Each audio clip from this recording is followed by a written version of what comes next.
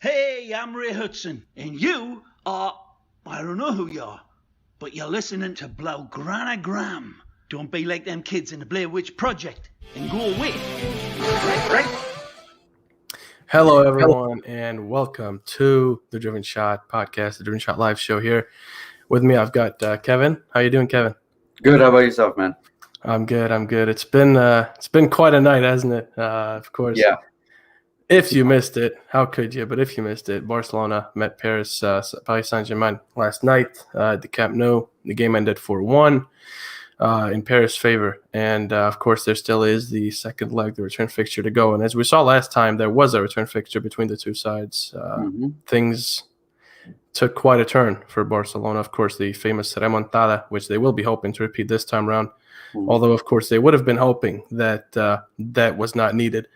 Looking back at the game, having slept on it, it still surprises me a bit because, looking at how the game was going initially, even the first half, Paris, of course, were on the front foot. But even up scoreline, the game was quite even. In the stats, the game was quite even. And for me, I think it all fell apart after the second goal. I still don't think 4-1 quite reflected what happened during the game, but I don't know if you think if your opinion is different. And of course, our dear viewers and an audience here, if you have any questions or any opinions you'd like to voice, this is the place to do it. This show is for us to interact with you, start, talk to you guys, debate with you guys, and submit them down below, and let's have a little chat. So, Kevin, what do you think? Yeah, no. So definitely, after the game, I actually had to just take a nap to see if it was all a dream or something, because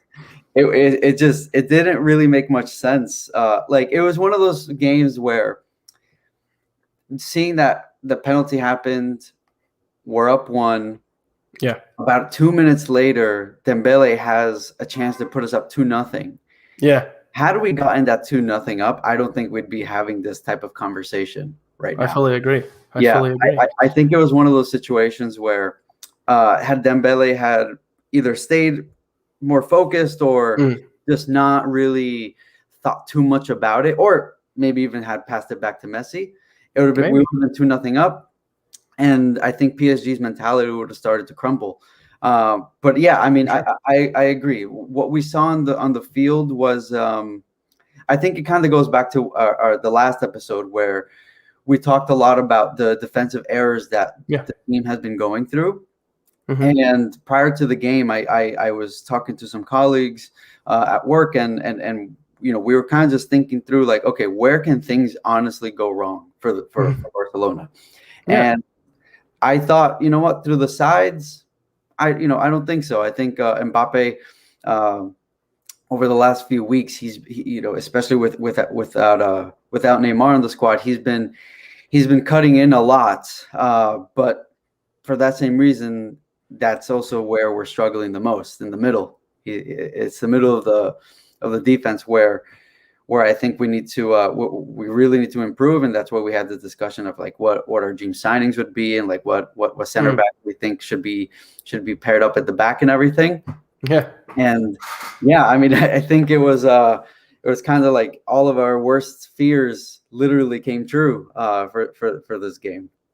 Yeah, no, I agree. I think it was one of those games where, from an outside point of view, we had some vectors where we thought, well, this is where Paris could strike from, and they did. Just to look at some comments here, as to not let those slip. Zane says, "How are you? How are you, man? Thank you for tuning in. Hope you're well." Omega Messi on Twitter says he honestly thinks Ter Stegen's 2 missed kicks made him afraid to come off his line for the rest of the game.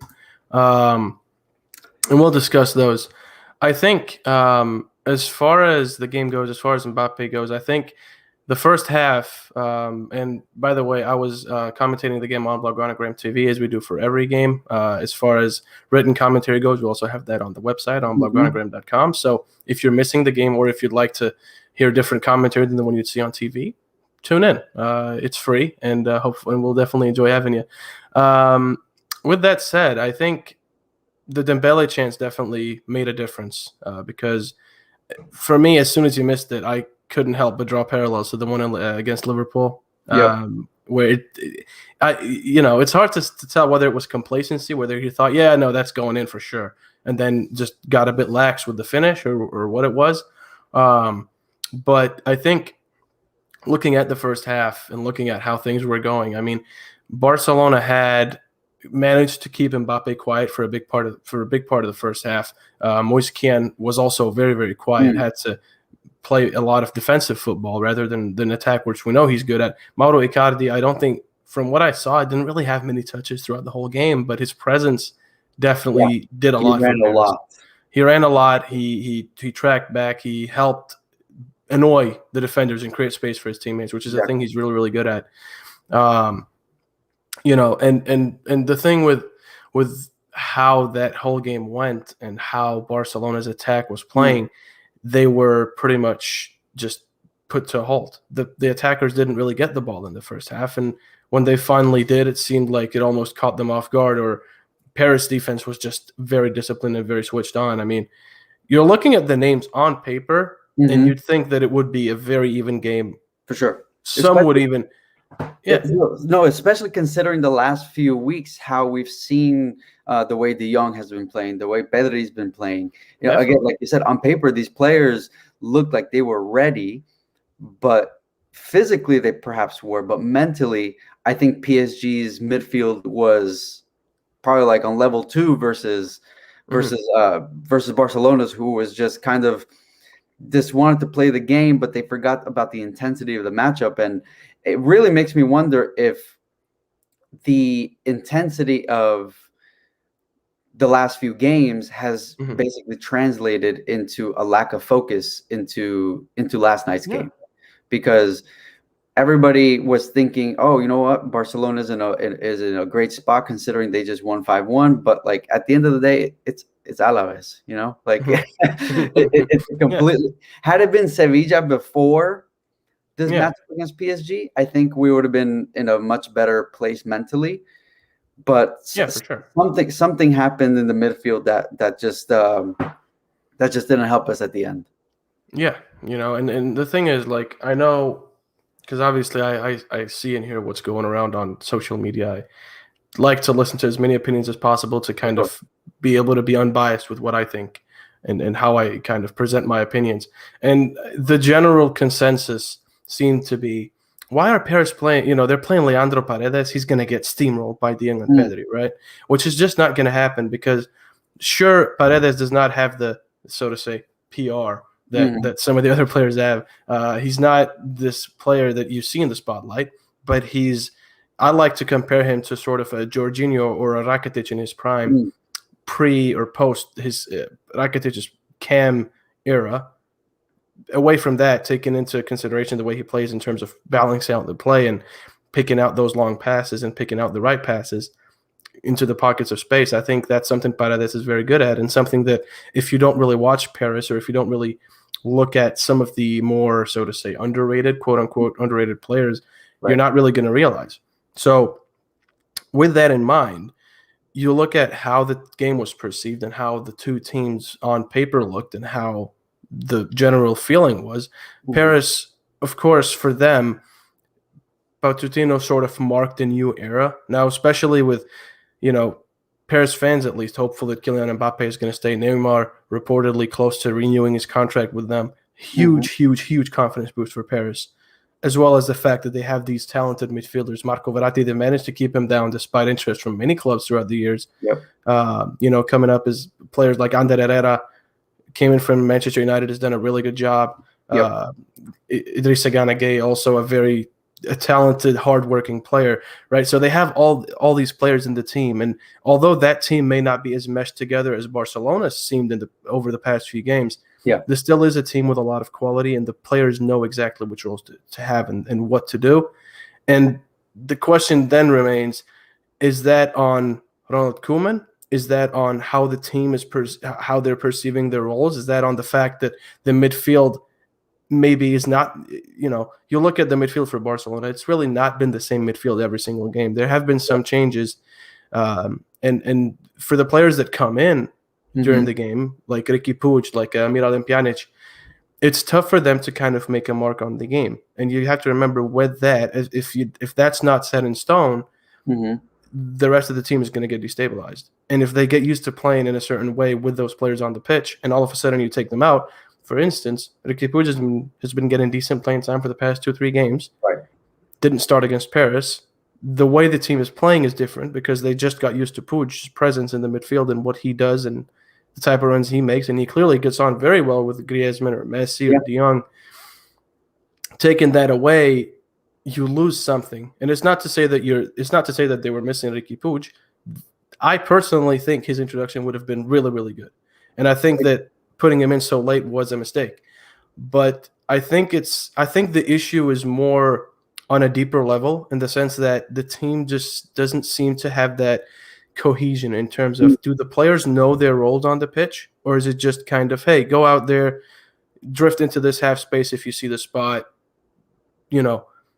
How rigid are the tactics? Because it doesn't seem like they're rigid. It seems like the players have freedom to roam, which is very good. Don't get me wrong. I think having that sort of freedom is really, really good for a player if they know how to exploit it. And so far they have been. But against teams like Paris, against teams like Sevilla, against teams that will play at a high level and don't just play because they have nothing to lose, right?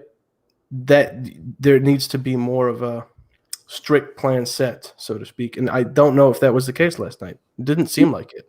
Weirdly enough, I feel like right now what the team is lacking is besides just like the an identity crisis in terms of like the style of play and like how we want to present ourselves on the field and to the opposition. I think it comes down to Koeman not really relaying that confidence to the players so that they could actually do what they want to do. And the reason why I say that is that if we look at, for example, the way these teams, these elite teams in Europe have been playing, is that they have a certain style. But if you look at what everybody, or the way that they comment, or the way they even analyze these teams, i.e. Munich, from the last 3 or 4 years when Zidane first came in, you kind of just see all the players having fun. There was no real quote unquote system in place where the players had to be in a certain position and make specific runs. Everybody kind of just always communicated and spoke to one another in a very like street soccer type of way. So you know what I mean? And I think that's the kind of vibe that Barcelona used to have during the Guardiola era, and even during some years of Luis Enrique and stuff, where for sure you could say that there was a consistent lineup in terms of like what's in the midfield and who's at the back. But ultimately, I think it comes down to the decisions being made of like why there's such an inconsistent lineup. Honestly, nobody knows. I think the only person who knows is Koeman, and because he's still testing things out, and this is still kind of like a year to test things out and whatnot. For sure. But I don't know if that's necessary, if that's something we need in terms of actually winning trophies, in terms of actually going up against a team like PSG, where for years they've been criticized for having a lack of identity. For years of a bunch of players who just have their own basically plan on the field, and they'll go ahead and execute it. But over the last 2 years, it's actually finally starting to come to fruition. And obviously there's the injection of Mbappe and Neymar. But that, I think the same could be said with Barcelona. We have Griezmann, we have De Jong, we have Messi. We have these players with big personalities, with great ideas on the field and everything, but they're probably being instructed a little bit too much to a certain extent. Whether that's true or not, I mean, it's time will tell. That's just my unbiased point of view, where whenever I see them play, I just have to ask myself why that run, or why that pass, or why all these different things that happen during the game. No, I fully understand your point. I mean, it's I mean, as you said, it's one of those things where you look at the team, and if you look at Bayern Munich, as you said, they look like they're having fun. If you look at Liverpool, barring their recent performances, I remember they had a good spell of games where no matter who they put on the pitch, no matter who was in the starting lineup, they played in the exact same way, and they got the exact same results every single time. And, of course, building an identity takes time. It takes confidence from the team. It takes trust. And, of course, given everything that's been going on with Messi's contract, with all that stuff, with the elections, everything, it takes a toll on the players, and it takes a toll on the important names, on the captains. For sure. And I think one thing is that, I've heard Barcelona fans already saying, we want Koeman out. He's not the right man. And, he might not be the right man, but he also might be. And you don't want to end up in a situation where Barcelona are pulling a Chelsea move and firing their manager every couple of months and getting a new one in, because that's not going to work. That's not going to, maybe at the end of that spell, you'll end up with the right manager. For a while, for Chelsea fans, Frank Lampard seemed like the man that was going to drive them forward, and he did quite well. And then, obviously, an obstacle came, and all of a sudden, things just went downhill. The same thing could happen to Thomas Tuchel at Chelsea. And what? Will they fire him again and bring in a new guy that might also seem like the guy? Yeah. And the thing is, sure, Ronald Koeman might not seem like, take it at face value, might not seem like the Barcelona manager, the ideal Barcelona manager, right? So far, though, he's done a lot of things right. For sure. The introduction of Pedri, that's not easy. A player that just came from Las Palmas, right? Introducing him to a team like Barcelona, having him play a crucial role like he has been doing is very impressive. Turning Frenkie de Jong from a player that to some seemed surplus to requirements and seemed like the wrong guy from Ajax, right? Turning him from that, having that sort of image, to being a player that they rely on for pretty much every game is also something that has to be given credit for. Ansu Fati had a really good season up until his injury. Coutinho, for me, seemed like the most consistent player when the season started. Of course, injuries haunted him, and now he's injured again. And hopefully for Barcelona that he will come back, and hopefully come back stronger, because for me personally, I would hate for Barcelona to sell him, because I think he's a quality player. And I think it's just a matter of figuring out what's going wrong, rather than just saying, yep, he's not it. Because, all right, you sell him, then what? Messi, let's suppose Messi leaves. Who do you have as a replacement? You're not going to be able to buy Mbappe or Neymar. Neymar's not coming back, which, of course, for many Barcelona fans is a really good thing. Not for me personally, but for many Barcelona fans, they will be very happy to hear that Neymar is not coming back. But then who do you bring in? Who has that sort of creativity? You have Griezmann. Okay, cool. Then what? You're going to bring in a Haaland? What if he doesn't succeed? You don't have that sort of style that Messi brings. There are, off the top of my head, 4 names at Barcelona, maybe 3, that I would say have a similar style to Messi and can do what he does. Obviously not to the same level, because he's Messi, but close. And those would be Coutinho, Dembele, maybe Griezmann, maybe Ansu Fati. Very early to call, but Griezmann has shown that when he was with Atleti. Of course, in a very different system, in a very defensively minded team, but he has the quality, and he's slowly showcasing that quality. Of course, it takes time, because, of course, he's played in La Liga pretty much all his life, but in very different teams and very different systems. Coutinho's played in the Premier League for a long, long time.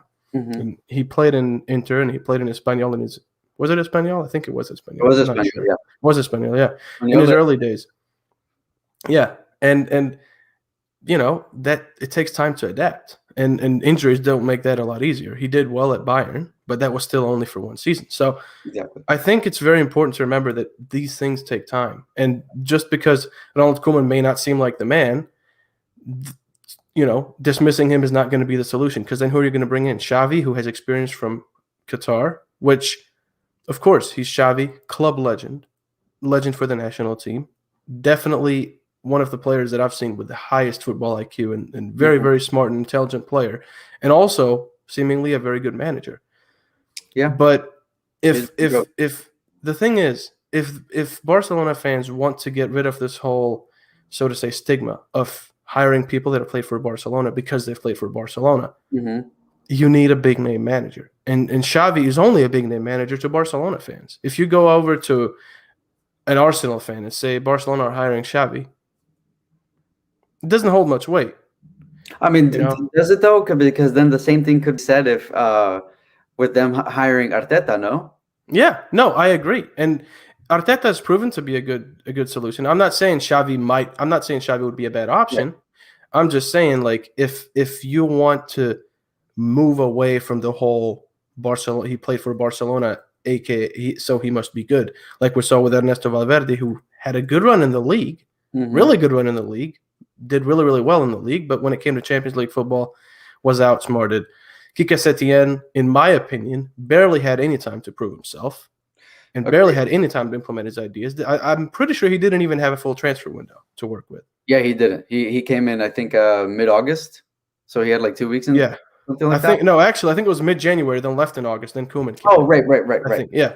Because I remember that night in January, I was sitting waiting. I remember that. Yeah.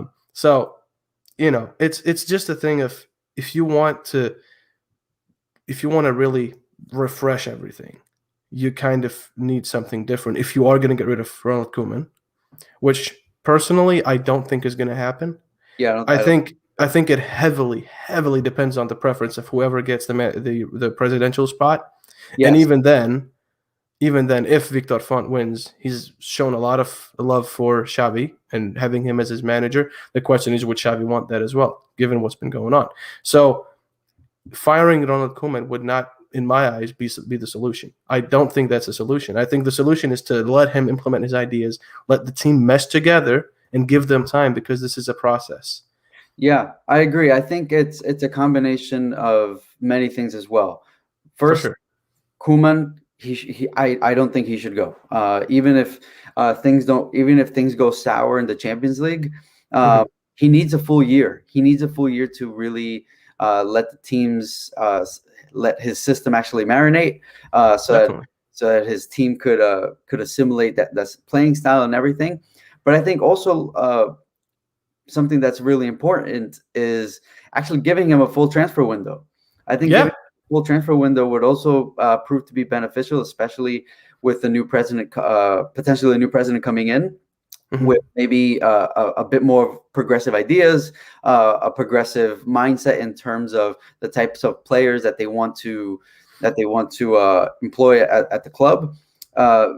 Do I think Xavi would take the job? No, I don't think he. I don't think he would either. Yeah, I don't think he would. I think he just wants to kind of like allow the dust to settle a little bit. If he did come in, let's assume in a world where he just came in for a second, it would be very, very similar to when Pep Guardiola arrived, where the club was in a bit of a crisis. He came in, he kind of just whipped everything up together, let go of the players that he needed to let go of, the same way Guardiola did. But maybe that's just something that needs to happen in terms of. I think Piqué put it perfectly last summer, where he said some new blood is needed, fresh ideas, and I think if we can keep Koeman through the rest of the season as well as next season, we give him 2-3 months of the summer transfer window to rework his ideas, to see what worked and what didn't, and then we can start off simply, next season on the stronger foot. But it is also safe to say that the Champions League tie isn't over yet. That's very true. Despite it being 4-1, can we put four past them? We've done it against other teams. I think we could. I don't think it's over yet. I don't think so either. I mean, you look at their record and everything, and Paris have been quite vulnerable recently as well. Like they beat Nice before they met Barcelona, but even that game was not a convincing win. Correct. So it's not like they are on this high that Bayern Munich were on, for instance, back with the 8-2, right? So there still is a chance, and there still is hope. And I know that for many people, that's what sort of kills it. Is like, there's hope, And if it doesn't work out, if it's one of those situations where you're like, it's over, and then they end up actually completing the comeback, you're like, oh, that's a cool surprise. And I fully understand people's reluctancy to not get excited about the prospect of actually going through, right? But I think it's, as you said, it's very important to stress that it's not over yet. I mean, it's 4-1.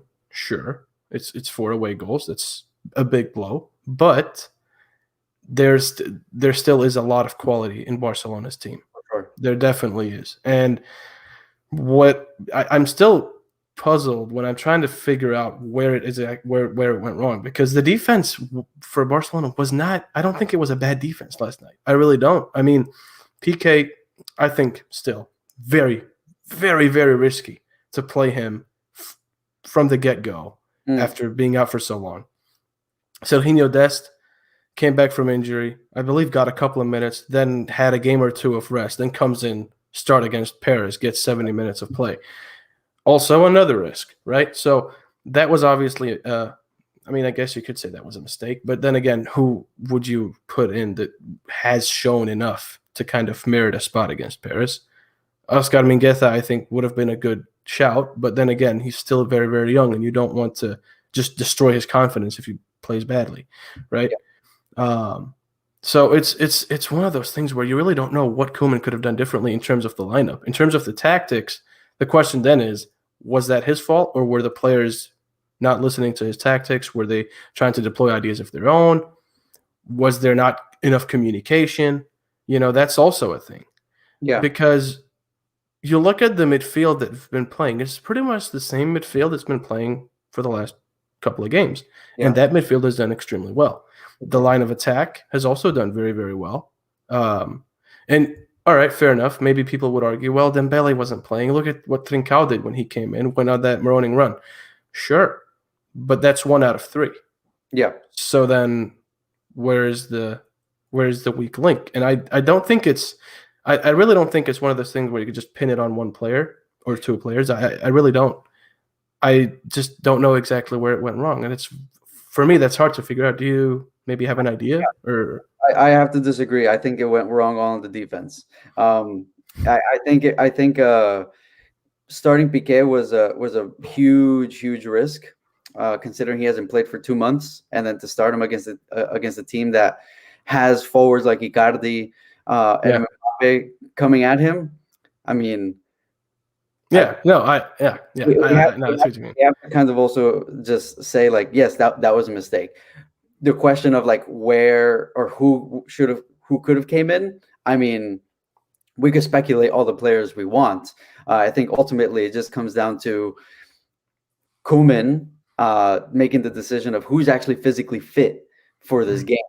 It doesn't matter about, I don't think age matters in this case or anything like that. Totally because agree. The same thing could be said with Dest. I mean, he also hasn't played in quite some time, and to put him up against a player like Mbappe, I don't think he's ever played against a player like him. To be fair, you know. No. So versus, I'm seeing here a comment from me about Mingueza and Pjanic looking great when they came on. Is like, yeah, I think, you know, I don't think we would have really destroyed his confidence in having him play. I think it's just fair to say that he's just more physically fit to at least take on Mbappe. You know, put your hands on him or something just to slow him down, which is something that Barcelona did very well in the first half.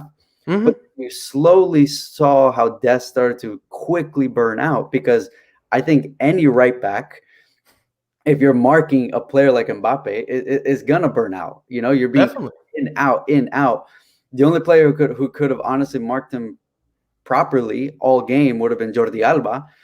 But, you know, he also has a big responsibility on the attack, so he can't do absolutely everything.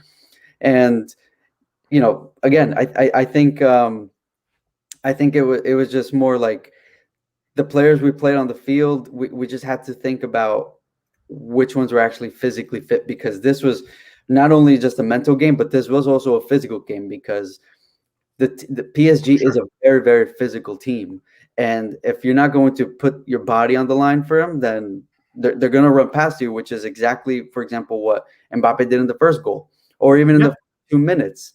He just ripped through the defense and then had Ter Stegen already coming off his line, which, I mean, I've seen another comment from Zane saying that he didn't come off his line at all.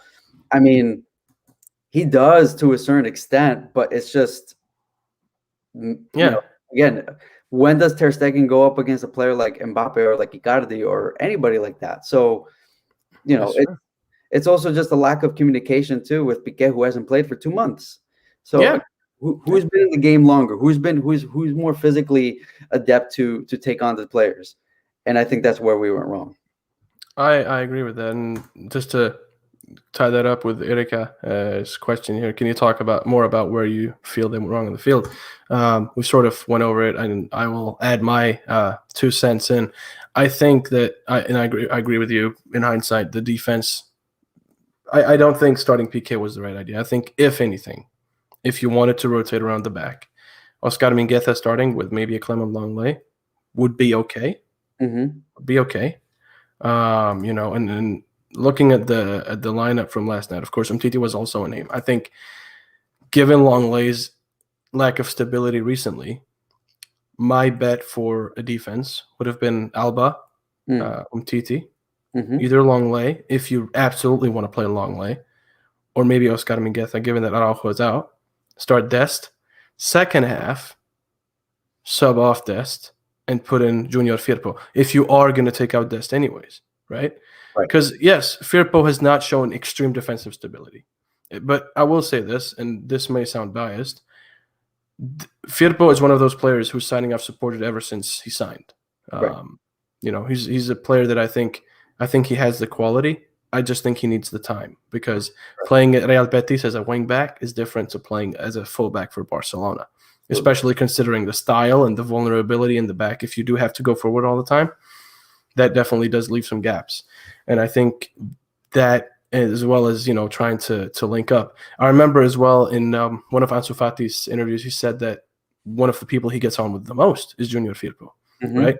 And having that connection, which we also could see whenever they were playing together, is very important. Yeah. Playing with a new player at left wing every time is not going to make your life easier. Or even in the midfield. Even in the midfield, right? So it's definitely something that I think is worth noting. And I think Firpo at right back, if Koeman had planned to take Dest out, as we saw Mingueza, I believe he was warming up around halftime already, actually, if I'm not mistaken, right? So he already had the thought, if you are going to take him out, don't take him out with 20 minutes to go. Yeah. He's already burned out. He's been burned out for half an hour. Yeah, right? Exactly. So I think that was a mistake for sure. As far as the midfield goes, I think De Jong, Pedri, Busquets is a good combination. At the same time, I think Paredes and Gay managed to keep Busquets out of the game. He had some decent interceptions, but he just really realized. Yeah. Completely. And that's fair. That's okay. You're an aging midfielder. Yep. Your style of play is important for Barcelona, but for that same reason, Miralem Pjanic was brought in when Barcelona let Artur go to Juventus. And yet, Pjanic has not been playing too often, which he's also voiced his discontention about, which I fully understand. Yeah. And when he came on last night, he looked confident. He looked positive, looked like a player that wanted to attack, which is good, and also at the same time keep control of the play and of the tempo. And I think having that sort of player is a good thing, and I think Koeman should use him more, and I still don't know why he's not being used as often.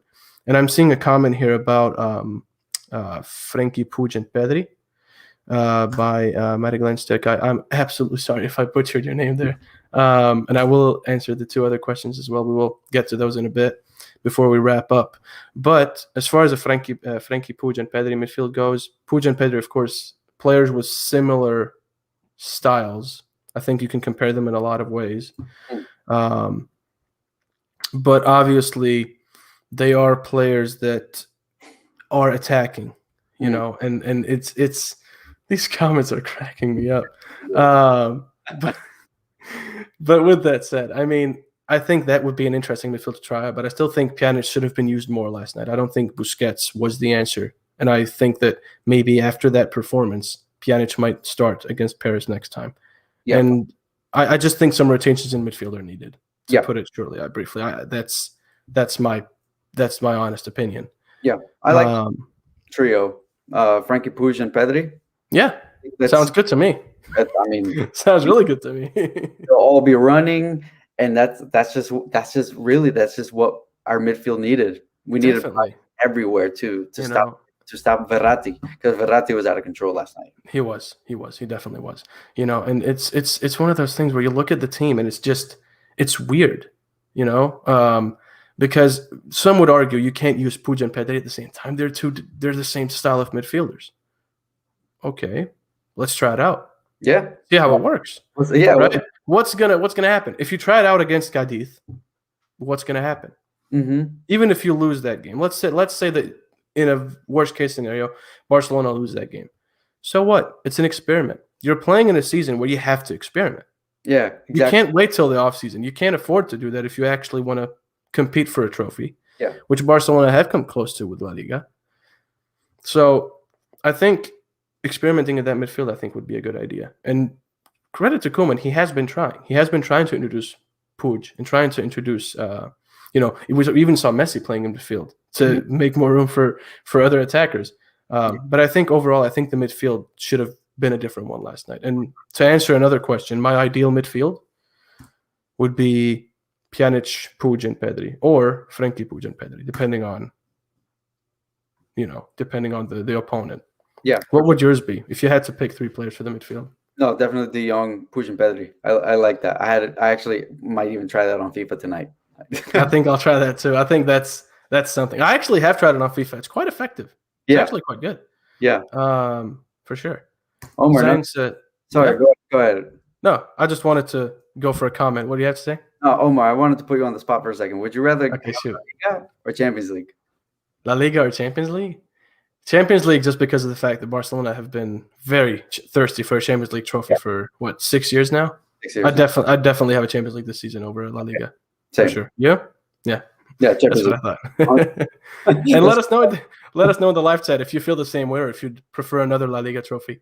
Zane says Longley is not good enough. IMO. I don't think I agree with that. I just think he's out of form, and I think we mentioned it last time as well. Has your opinion changed on that? Has your stance changed, or do you still think he's Barcelona material? Last night's game was an anomaly, I guess. He made me sad to say. Yeah.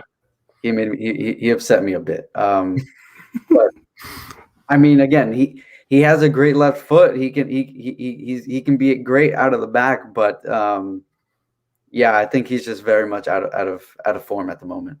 I think so too. Yeah. Moving on to another defender, Mighty Glenn Stick says, how should Barcelona get PK out of the team without being disrespectful?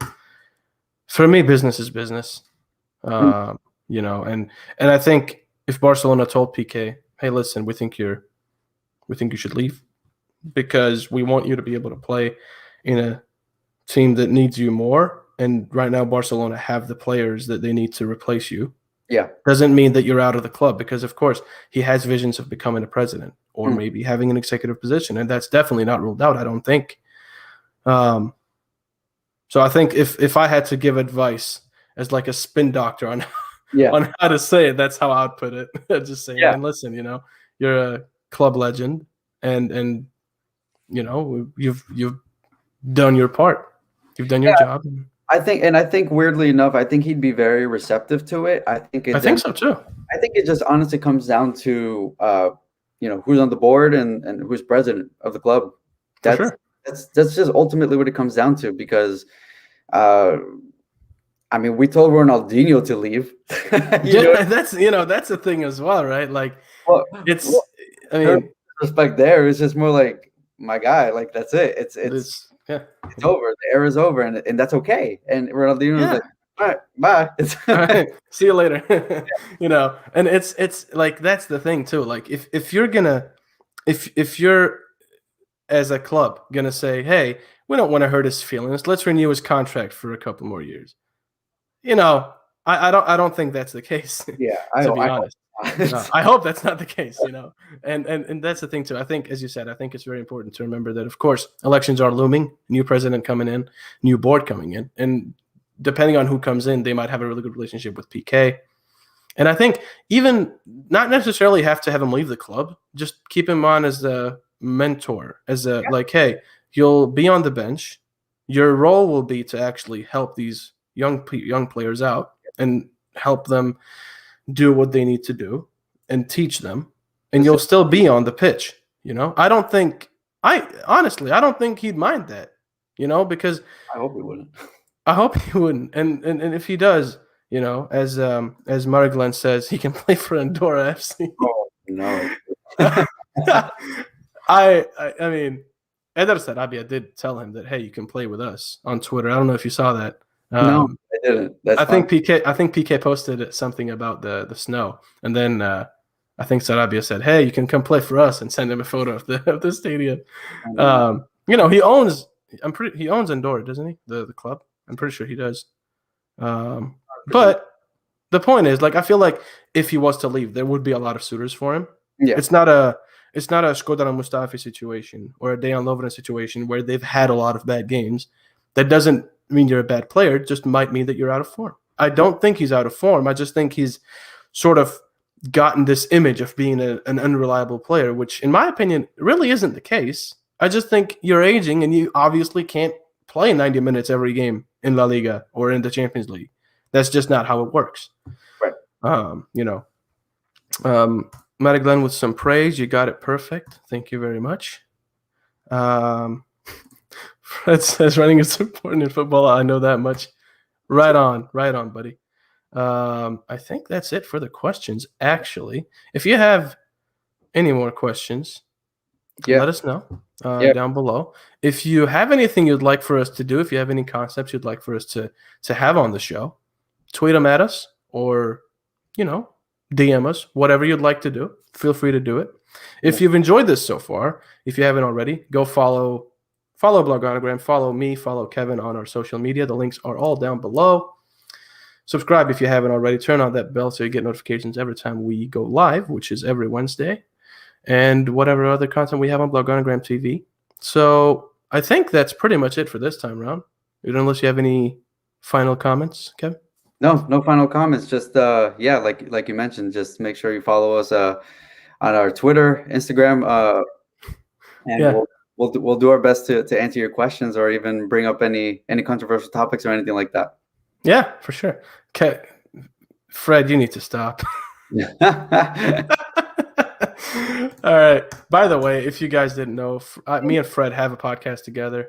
It's called the Lost in Translation podcast. It's a more laid-back, chill podcast. You can check that out. It's on whatever you use to listen to podcasts. So is this one. If you've just tuned in and you're like, oh, no, I missed this episode, don't worry. It'll be on Spotify, Google Podcasts, all that good stuff very, very soon. So if you like this, drop a like, share it with your friends and family and your dog. And I guess on that note, I hope you're all staying safe and sane, and we'll see you guys next week. Right? All right, let's roll the outro by Being Sports' Phil Shane, and we'll see you next week. Thank you for tuning in, and Godspeed. My name is Phil Shane, and you've been listening to The Driven Shot, hosted by Omar Hawwash and the Blaugranagram news outlet. Thanks for tuning in, and we hope you have a wonderful day, and hopefully we'll see you again soon.